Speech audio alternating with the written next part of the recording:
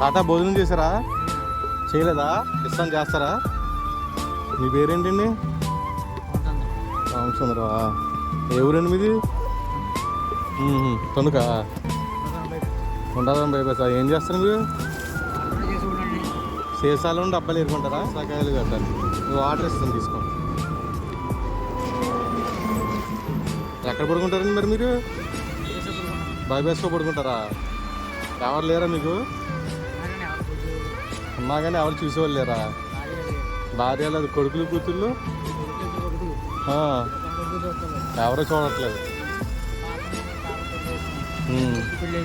అరే కూతురు కొడుకులు ఉన్నాయి, ఎవరు చూడట్లేదు మమ్మల్ని. ఇంకా బైపాస్లో పడుకుంటారు అలాగే. ఏమన్నా కావాలా? 10 రూపాయలు ఏమన్నా? సరే అయితే, సరే జాగ్రత్తగా అండి.